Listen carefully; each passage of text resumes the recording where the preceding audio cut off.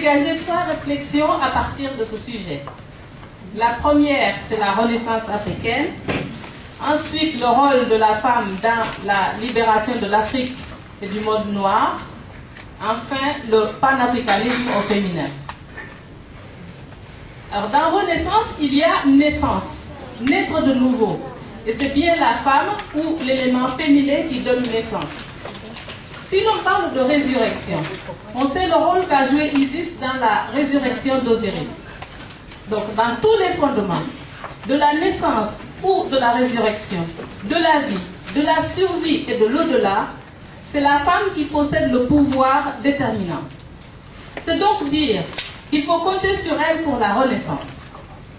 Mais avant d'aller plus loin, je crois qu'il est utile de définir ce terme ambigu de renaissance africaine qu'on utilise à tort ou à raison. C'est comme si l'Afrique était morte, n'existait plus et qu'il faudrait qu'elle renaisse. C'est inexact. L'Afrique n'a jamais. L'Afrique n'est pas morte pour plusieurs raisons qui ont été ou qui sans doute vont être évoquées ce soir ou à d'autres occasions. Sans nous y complaire, forcément, n'oublions pas, quelles que soient les difficultés, que c'est la civilisation africaine qui a illuminé le monde pendant plus de 3000 ans, alors que le reste de la planète nageait dans les eaux troubles de la glaciation, du froid, de l'ignorance et de la barbarie. Par ailleurs, aujourd'hui on sait que c'est le sel de ce peuple qui donne la saveur, la vigueur, la vitalité à l'humanité à travers ses prophètes, ses savants, ses inventeurs, ses héros, ses artistes et j'en passe, et même ses sportifs puisque c'est l'actualité vraiment en ce moment-là maintenant. Ce sont aussi ces matières premières qui nourrissent le reste de la planète. Pourquoi dans ces conditions parle-t-on alors de renaissance africaine? Je vais citer Doué Nyonsa qui définit la renaissance africaine comme la renaissance, comme un phénomène qui survient généralement chez des peuples ayant traversé, pour diverses raisons, une période plus ou moins longue d'obscurantisme, de régression généralisée ou de décadence. L'Afrique est-elle à ce point si décadente ou s'agirait-il plutôt d'une libération que d'une renaissance? Quoi qu'il en soit, la femme africaine demeure la garante de cette libération par son rôle d'essence de donner naissance ou de faire ressusciter ce qu'elle a toujours assumé à commencer, d'abord par les premières femmes que sont Isis, l'incarnation de la perfection dont je viens de parler, et sa sœur Nephthys, puis toutes les pharaones et femmes africaines qui ont régné en Afrique antique et dont on ne parle presque jamais. Qui sait que le premier pharaon d'Égypte était une femme? Qui connaît Hétéphrès, la mère de Khéops? Ou la reine pharaon Khenetkaour? Ou la libératrice de l'Égypte Iahotep? Ou encore Taouser, la dernière reine pharaon? Ensuite, nous avons, dans un passé très récent, d'autres femmes qui ont assumé des rôles d'appoint et de propulsion. Je donnerai l'exemple de Madame Moumié qui disait il y a quelques jours ici à Paris avoir épousé son mari pour son engagement et non pour sa condition sociale ou économique. Nous avons également aujourd'hui l'exemple des femmes africaines dans les villages et les campagnes qui perpétuent les valeurs, les traditions, les langues, la spiritualité ancestrale, bref, toute la culture qui constitue ce qui s'appelle la religion. Dans le but de cette libération, je vais insister sur le rôle que nous devons jouer, nous, mères en exil, ici, présentes dans cette salle, ailleurs en France et partout dispersées.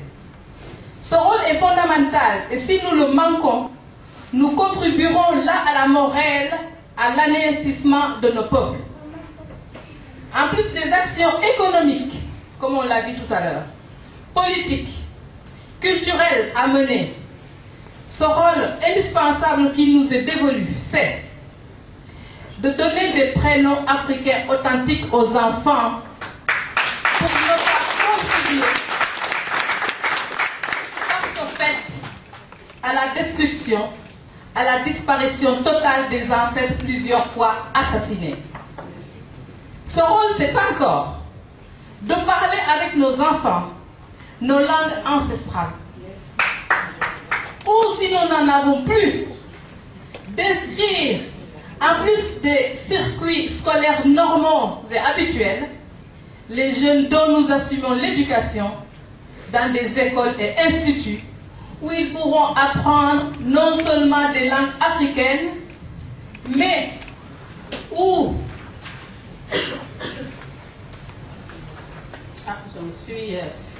ils apprendront également la vraie histoire de leurs ancêtres dans le cadre de la restauration de la conscience.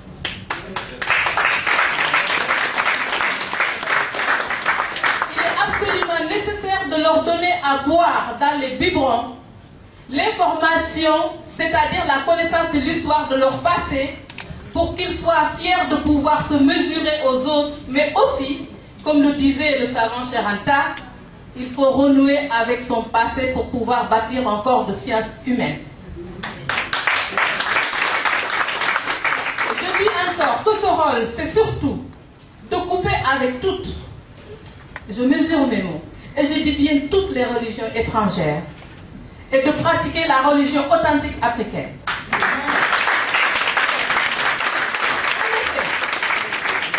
Ces religions étrangères, copies délavées qui nous ont été imposées, ainsi que toutes leurs dérivés sectaires, ne sont ni originales, ni originelles, encore moins divines, à l'instar de la religion africaine.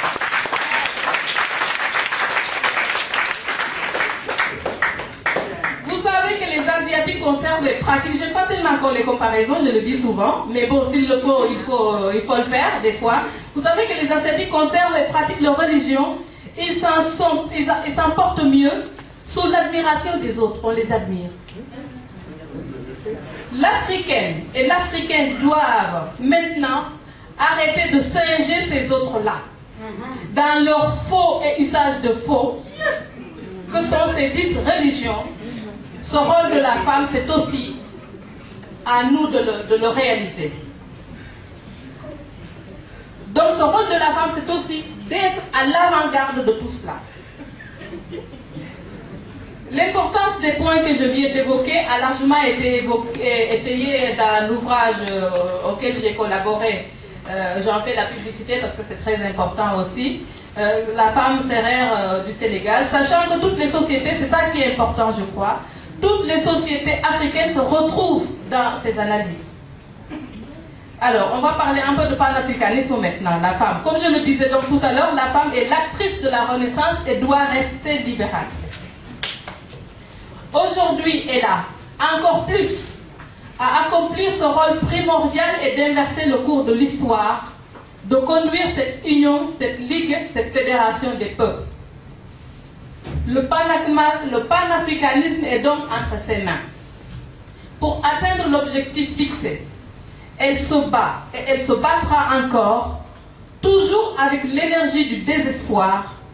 C'est ainsi que, à chaque fois qu'elle décide d'entrer en scène ou qu'elle descend dans la rue, elle obtient gain de cause car, incarnation d'Isis, elle ne recule devant rien pour protéger son frère, son époux, son fils, sa progéniture, son pays, comme le dit bien mon frère Doubi Fakoli. Ce combat des figures emblématiques féminines panafricanistes l'ont mené comme les images tout à l'heure ou comme on en a parlé.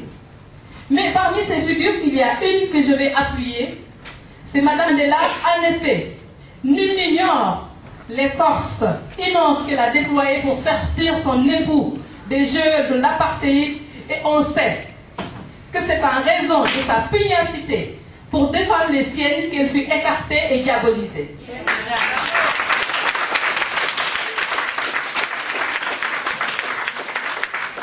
Pourquoi a-t-on voulu pervertir les Amazones du Dahomey dont on a parlé tout à l'heure? Mais parce qu'elles ont osé s'unir se regrouper en armée pour défendre leur peuple. C'est uniquement pour cela. D'autres figures féminines ont également joué ce rôle décisif dans la carrière panafricaniste de leurs fils, frères ou époux, que sont Edward Wilmot Blyden, Lumumba, Kwame Nkrumah, Oubniobe, Malcolm X et j'en passe. C'était des femmes qui étaient derrière tous ces gens-là. Alors, si la Ligue universelle de défense de la race noire ou le comité de défense de la race nègre, fondé par les pionniers et intellectuels africains entre les deux guerres occidentales, comportait dans leur rang une majorité de femmes noires ou d'afro-descendantes, les choses auraient sans doute mieux tourné aujourd'hui. C'est vrai.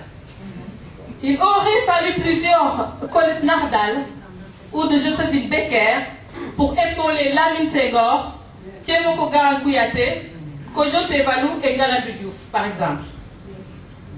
On ne peut pas parler de panafricanisme sans parler de l'éminent, du pionnier, cette figure charismatique et emblématique qu'est Mosea Garvey, qu'on appelait le sioniste noir, plutôt le rassembleur noir, je préfère. Garvey a été avec Blyden les maîtres à penser de cet autre grand prophète panafricain, et cela dès sa jeunesse au lycée à Saint-Louis du Sénégal, et je vais nommer le savant Cheikh Anta Diop, ami et compagnon du savant qui est là, le professeur Obenga, que nous avons la chance d'avoir, comme on l'a dit tout à l'heure, parmi nous ce soir, mais à qui je dis et que nous disons et que nous redisons toute notre reconnaissance.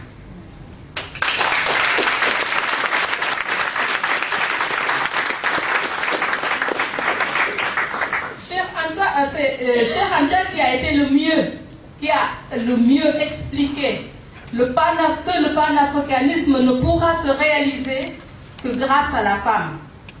Il a consacré une œuvre entière qui est l'unité culturelle de l'Afrique noire.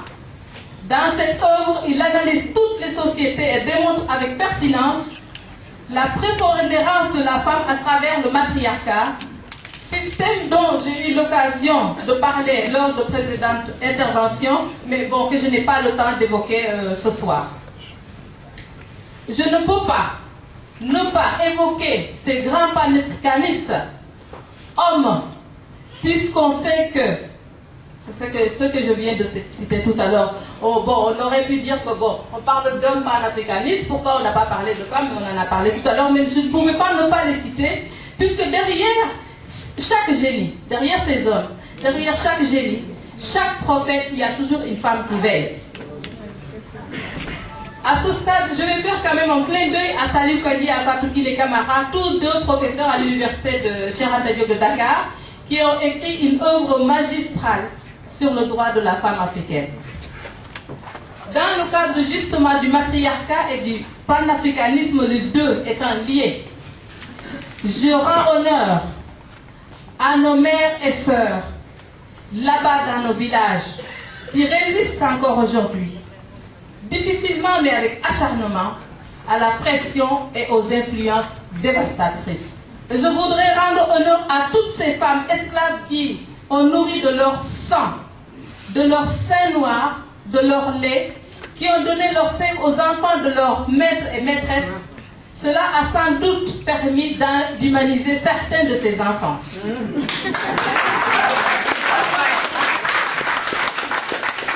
me réjouis toujours de constater qu'il y a de plus en plus de femmes, d'enfants, de familles, qui prennent part aux réflexions qui sont menées et qui s'engagent dans les différents groupes d'action.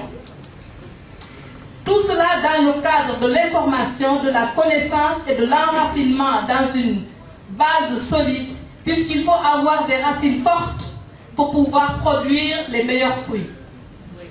Je vous propose la pérennité de la rencontre de ce soir, que les femmes elles-mêmes prennent les choses en main pour réfléchir et débattre de sujets d'actualité, ensuite prendre des décisions dans le cadre unique de la réappropriation de l'histoire, pour seul objectif la libération de la femme, des Africains et afro-descendantes femmes et hommes. Dans cet ultime objectif et pour aller plus loin dans l'action, je propose l'hébergement chez moi au Sénégal, dans mon village, à celles et ceux et à leurs enfants qui n'ont aucune attache en Afrique, mais qui désirent pourtant faire un pèlerinage d'initiation ou un retour aux sources pour embrasser la terre africaine mère. Yeah.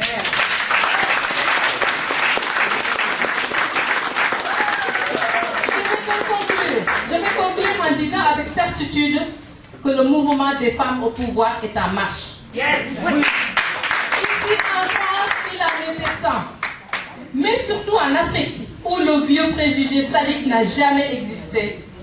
Aussi, certaines féministes donneuses de leçons auront été satisfaites, au moins pour commencer, d'avoir les droits que possédaient les femmes en Afrique noire.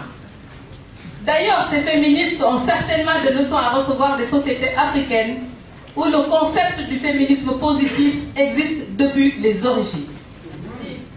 Foncièrement optimiste que je suis convaincue que ce vent qui souffle sur la planète permettra à toutes les femmes de comprendre que le destin de l'humanité est entre leurs mains dans une fédération qui les rassemblera toutes et tous, car, pour reprendre mon frère Doumbé, de tous les groupes de pression, une panafricaine des femmes africaines est le seul regroupement qui est certain d'atteindre l'objectif qu'elle se fixera dans un délai raisonnable. Je vous remercie vraiment toutes et tous.